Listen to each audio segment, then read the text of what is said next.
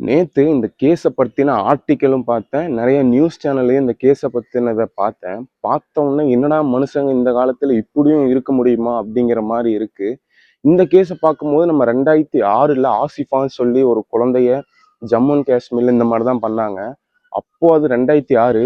இன்னும் 20 வருஷம் கழிச்சும் இன்னும் மனுஷங்க அந்த மைண்ட் செட் மாறாம இந்த அளவுக்கு ஒரு கேவலமான விஷயத்த அதுவும் மெயின் சிட்டியான சென்னை அடையாறுல பண்ணியிருக்காங்க அப்படிங்கும்போது தான் பெரிய ஒரு மாரி பயமாவும் இருக்கு. அது இல்லாம ஒரு மாரி கஷ்டமாவும் இருக்கு. என்ன நடந்துருச்சு அப்டின்னா, நம்ம இங்க 26ஆம் தேதி ரிபப்ளிக் டேவ செலிப்ரேட் பண்ணிட்டு இருந்த அதே நேரத்துல, சென்னை அடையார்ல ஒரு மெயின் ரோடு ஃபர்ஸ்ட் அவென்யூல ஒரு மரத்துக்கு கீழ பார்த்தீங்கன்னா, ஒரு கோணி சாக்கு மாரி இருந்திருக்கு. அதுல லைட்டா பிளட் பார்த்தீங்கன்னா, ஸ்டெயின் ஆயி ஒழுகிட்டே இருந்திருக்கு. அங்க போயிட்டு இருந்த அடையாறுங்கிறது சென்னையோட ஒரு மெயின் சிட்டி. அங்க உங்களுக்கு எல்லாருமே தெரியும். இந்த ஐடியா இருக்கட்டும், அப்படி பெரிய பெரிய கம்பெனியா இருக்கட்டும், எல்லாமே பார்த்தீங்கன்னா அடையாறுல தான் இருக்கு.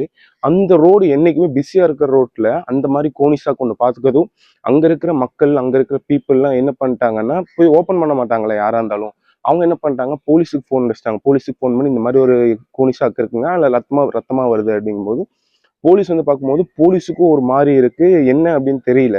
அப்புறம் அங்க நிறைய பேர்த்த கூப்பிட்டு வச்சுட்டு போலீஸ் அந்த சாக்க பார்த்தீங்கன்னா அவுக்கும் போது உள்ள ஒருத்தர் பார்த்தீங்கன்னா சடலமா இருக்காரு. அவருக்கு மண்டையில எல்லாம் அடிச்சு முகத்துல எல்லாம் பார்த்தீங்கன்னா அவ்வளோ ரத்தமா.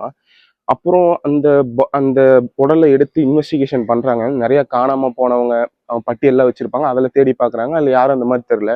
அப்புறம் தான் தெரியுது அவர் ஒரு நார்த் இந்தியன் அப்படின்னு.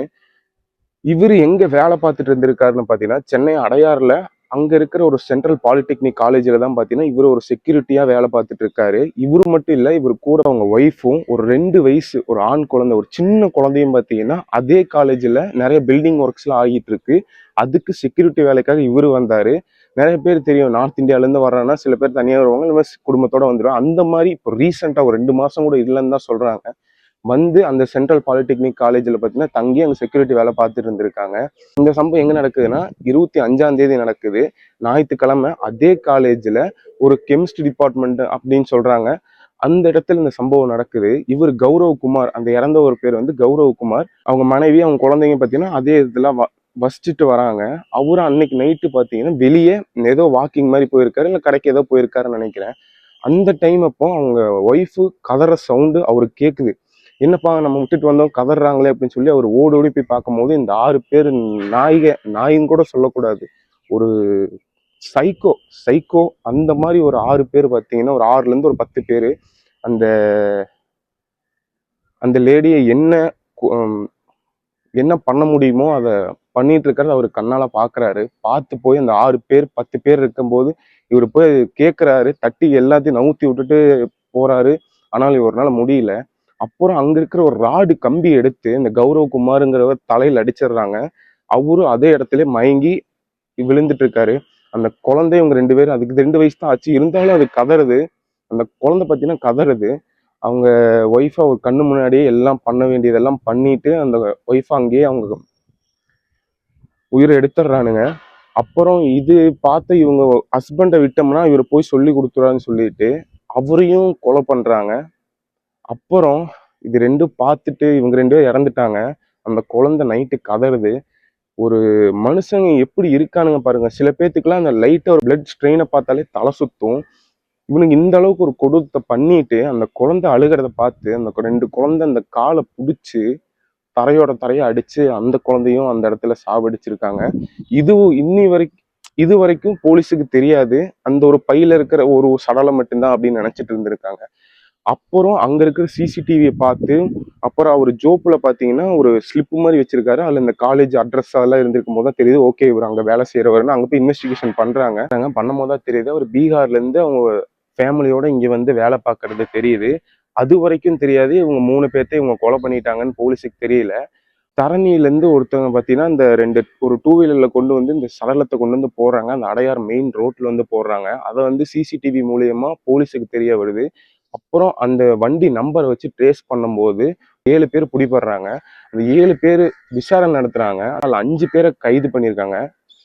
அந்த 5 பேர் கைது ஆனவங்க யாருன்னா நரேஷ், அப்புறம் நரேந்திரகுமார், விகாஸ், ரவீந்திரநாத் தாகூர், அப்புறம் இன்னொருத்தன் பேர் பார்த்தீங்களா ரவீந்திரநாத் தாகூர்னு பேரை வச்சுட்டு பண்ற வேலை என்னன்னு இவங்க 5 பேர்த்த கைது பண்ணி விசாரிக்கும் போது தான் தெரியுது. இவங்களும் பீகார் மாநிலத்தை சேர்ந்தவங்க தான் தெரியுது. இந்த நியூஸ் வெளியே வந்ததுக்கப்புறம் நம்ம அதுக்கப்புறம் சோஷியல் மீடியால நிறைய போயிடுச்சு. இப்போ இடையில கூட சுராஜ் அப்படின்னு சொல்லி ஒருத்தங்க ஒரு பிரச்சனை நடந்தது. இப்போ அந்த மாதிரி ஏதோ பிரச்சனையும் அது ஒரு எப்படி சொல்றது, ஒரு தமிழ் ஆளுங்களுக்கும் இல்ல நார்த் இந்தியன் பீப்புளுக்கும் அந்த மாதிரி ஒரு இது பிரச்சனை அப்படின்னு சொல்லி இங்க ஒரு ரூமரை கலப்பி விட்டுட்டு இருந்தாங்க. அதை பார்த்த கவர்மெண்ட் சைட்ல இருந்து என்ன சொல்றாங்கன்னா, இது இல்ல, இது இந்த மாதிரி பிரச்சனை கிடையாது, இது பண்ணவங்களும் பீகார்ல இருந்து வந்தவங்கன்னு சொல்லி கவர்மெண்ட் அபிஷியல் சைட்ல இருந்தே சொல்லியாச்சு. இன்வெஸ்டிகேஷன் நடத்தும் போது தான் தெரியுது. அது வரைக்கும் போலீஸ்க்கு அந்த ஒரு ஹஸ்பண்டோட பாடி மட்டும்தான் அவர் கிடைச்சிருக்கு போலீஸுக்கு. அப்புறம் இன்வெஸ்டிகேஷன் பண்ணும்போது தான் சொல்றாங்க, நாங்க அந்த மனைவியும் கொலை பண்ணிட்டோம், அந்த குழந்தையும் கொலை பண்ணிட்டோம் அப்படின்னு. இவரோட பாடி பார்த்தீங்கன்னா சென்னை அடையாறுல கிடைக்குது. அந்த குழந்தையோட பாடி பார்த்தீங்கன்னா அதே அடையாறு பக்கத்துல இருக்கிற மத்திய கைலாஷ் அப்படிங்கிற ஒரு நதி பக்கத்துல இருக்கிற ஒரு நதியில அதே மாதிரி சாக்கு மூட்டையில போட்டு கொடுத்து வச்சிருக்காங்க. அது குழந்தையோட பாடி நேத்து தான் எடுத்திருக்காங்க. இன்னும் நேத்து காலையில இருந்து அவங்க ஒய்ஃபோட பாடியை பாத்தீங்கன்னா அங்க ஒரு கார்பேஜ் குடோன் ஒன்று இருக்கு, அதாவது இந்த குப்பையெல்லாம் சேகரிக்கிற ஒரு குடோன் ஒன்று இருக்கு, அங்க கொண்டு போய் போட்டதா சொல்லிட்டாங்க. அங்க உங்களுக்கு தெரியும் ஒரு நாளைக்கு டன்னு கணக்குல குப்பை வரும். இப்போ நேத்து காலையில இருந்து தேடுறாங்க, இன்னி வரைக்குமே பாத்தீங்கன்னா அவங்க ஒய்ஃபோட பாடியை கண்டுபிடிக்கல. இந்த கேஸ் பாத்தீங்கன்னா என்ன அப்படிங்கிறது இன்னுமே ஃபுல் டீட்டெயில் தெரியல. இது முடியும் தான் தெரிஞ்சிருக்கு. இன்னும் பாத்தீங்கன்னா இன்னும் இன்வெஸ்டிகேஷன் போயிட்டே தான் இருக்கும். ஸோ எனக்கு ஒரு கொஸ்டின் என்ன அப்படின்னா, இந்த ஒரு கொஸ்டினோட நான் இந்த வீடியோவை முடிச்சுக்கிறேன். ஒரு மனுஷனால ஒரு இந்த அளவுக்கு யோசிச்சு ஒரு குடும்பத்தையே ஒரு சுகத்துக்காக இது பண்ண முடியும்னா அவனோட மைண்ட் செட் எந்த அளவுக்கு இருக்கும். இதெல்லாம் நடக்கிறதுக்கு காரணம் சட்டத்துல இருக்கிற தண்டனைகள் கம்மியா இருக்கிற அப்படிங்கறனாலயா, இல்ல பாப்புலேஷன் அதிகமா இருக்கிறதுனால இந்த மாதிரி நம்மளுக்கு தெரியாம எல்லாம் நடக்குதா அப்படின்னு எனக்கு தெரியல. அப்படி பாப்புலேஷன் அதிகமா இருக்கிற மாதிரி இருந்தா இப்ப எத்தனையோ அண்ணன் அந்த மாதிரி நடக்குது. ஸோ இது என்னன்னு எனக்கு தெரியல. இது எப்போ முடியும், இதுக்கு எப்போ ஒரு எண்டு கார்டு போட முடியும் அப்படின்னு தெரியல. ஸோ இதுக்கு மேல இந்த மாதிரி ப்ராபப்ளி யாருக்கும் நடக்கக்கூடாது அப்படின்னு சொல்லி நான் இந்த வீடியோவை முடிச்சுக்கிறேன். ஸோ நான் அடுத்த வீடியோல உங்களை பார்க்குறேன்.